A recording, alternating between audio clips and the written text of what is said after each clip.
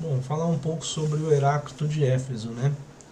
Antes de tudo, o Heráclito de Éfeso ele é um filósofo, um pensador pré-socrático. O que é isso, né? Ele está lá vivendo na Grécia Antiga, por volta do século 6 a.C., antes de Sócrates, antes de Platão, antes de Aristóteles, né? Lá no começo do desenvolvimento da filosofia, né? Do pensamento filosófico, né? E por que chama pré-socrático? Porque é antes do Sócrates, né? E qual que é o intuito dessa galera que estava começando a pensar, se questionar sobre as coisas, né? E que o Heráclito fazia parte dessa turma, né? Eles estavam se questionando sobre a natureza. Eles queriam entender por que as coisas são como são, por que as coisas se transformam e deixam de ser o que eram e se tornam outras, né? Eles estavam querendo entender essa relação entre as coisas, a origem das coisas, as transformações das coisas, sempre no viés da natureza. Por isso que eles até eram chamados de filósofos da physis, que é a física, né? E o Heráclito ele tinha uma visão muito particular, muito interessante sobre isso, né? O Heráclito ele entendia que tudo estava sempre em transformação. Para ele nada estava estático, assim, todas as coisas, todo o tempo, nada permanece igual. Quer dizer, esse tempo, esse momento que eu estou falando agora e que você está ouvindo, nunca será o mesmo. Eu posso falar sobre isso em outro momento, mas eu não vou falar da mesma forma que eu falei agora. Você pode assistir esse vídeo em outro momento, mas você já vai estar em outro tempo, você já vai tirar uma outra compreensão, né, sobre o que eu estou falando.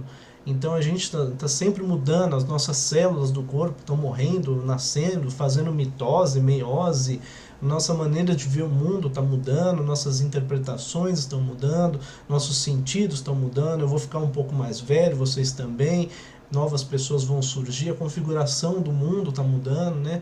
Então a gente vive em meio a todas essas transformações que estão sempre acontecendo, né?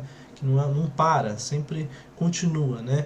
E essas transformações acontecem tanto nos seres, nas pessoas, nos animais, como nas coisas, no mundo material, né? Segundo Heráclito. E ele fala muito sobre a contradição também, né? Ele fala que tudo se constitui por contrastes, né? O completo e o incompleto, a harmonia e a desarmonia, afirmação e negação, ordem e desordem, né?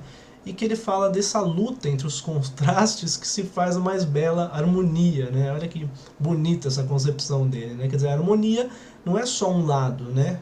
É a luta de dois lados opostos entre si, né?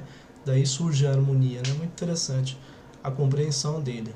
Uma das frases mais famosas dele é: nunca nos banhamos nos mesmos rios, né? O que significa isso? A gente está sempre se transformando, né? Então, na hora que eu fui lá tomar um banho no rio, eu era uma pessoa e as águas do rio eram umas. Depois, na hora que eu vou um pouco mais tarde tomar outro banho, a água já não é a mesma. A água pode ser que esteja mais fria ou mais quente, não é a mesma água que estava passando antes, né? Porque o rio está sempre em movimento, né? E eu já não sou o mesmo, né?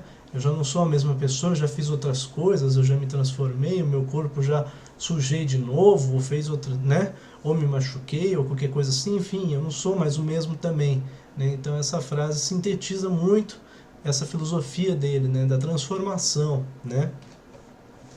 Outro tema que ele fala muito é sobre o devir, né? Ou vir a ser, né?